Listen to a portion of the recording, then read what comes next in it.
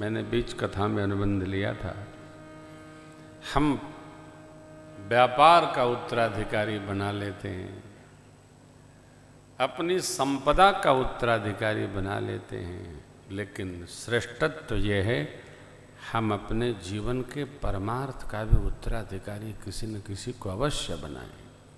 जिसमें योग्यता का दर्शन हो उसको उत्तराधिकारी बनाएं।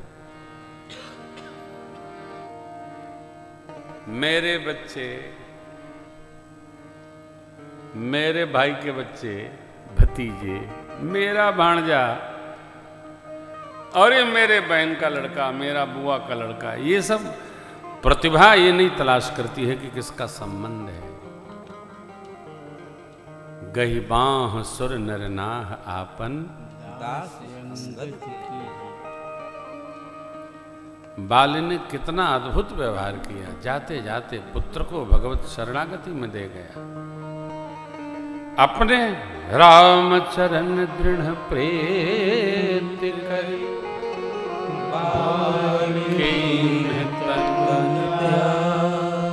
सुमन माल घिरतन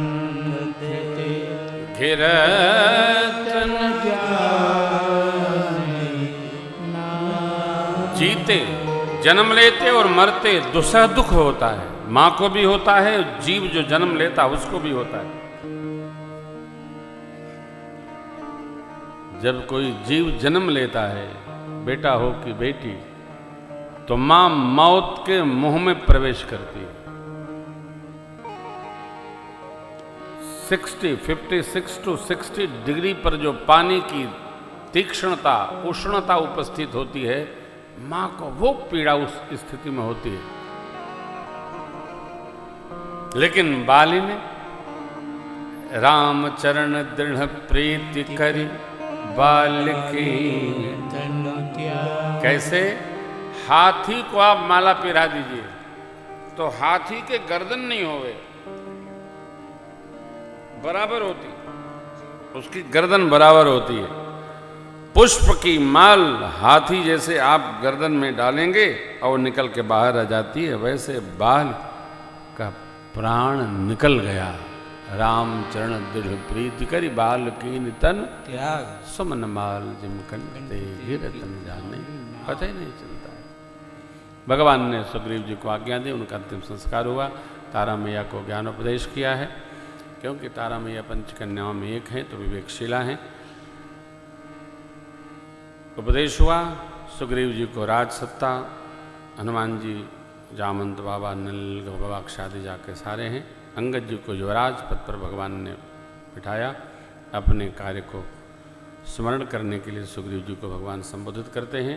परमात्मा 4 माह वर्षा ऋतु के प्रवसन पर्वत पर रहते हैं, फिर आवेश देकर सुग्रीव जी को लेकर भैया भगवान की शरण में आए। हनुमान जी जामंत बाबा के संग में कपियों को निर्देश किया, प्रभु के कार्य के लिए आप लोग जाइए, 1 माह का समय देता हूं। 1 माह में जो पता लगाकर बिना किसी सूचना के वापस आया, मेरे हाथों मारा जाएगा। अरे ये क्या है?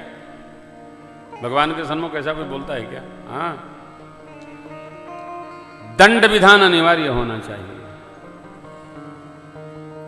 किसी कार्य की श्रेष्ठता को बनाए रखने के लिए दंड विधान व्यवस्थित होना चाहिए। दंड विधान जहां कमजोर है वहां कार्य संपादित नहीं होता। इसलिए सुग्रीव जी ने कहा, बिना पता लगाए जो वापस लौटा वो मेरे हाथों मारा जाएगा। ये राज विधा है। सजा सहज नहीं, सजा बड़ी कठोर होनी चाहिए किसी के भी जीवन में। चाहे जो सुन रहे हैं आप, भारत में ही रहते हैं। भारत वेद भगवान, 4 वेदों का देश, पुराणों का देश, ऋषियों का देश, नदियों का देश, भगवान का यह देश, भगवान की धरती।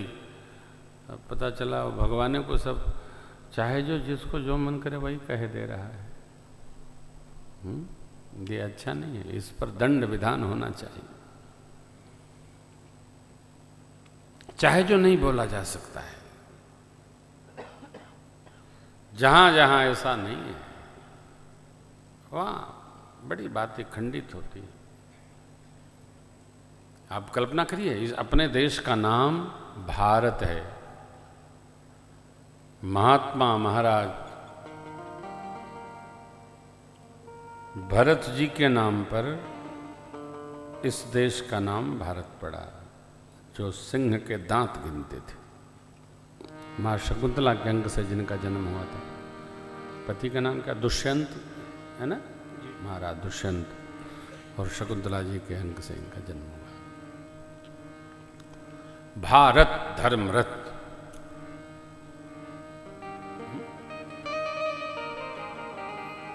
अनेक देशों के राष्ट्राध्यक्ष आए हैं, अपने यहाँ सम्मेलन चल रहा है। कहाँ चल रहा है? अब तो भारत में चल रहा है।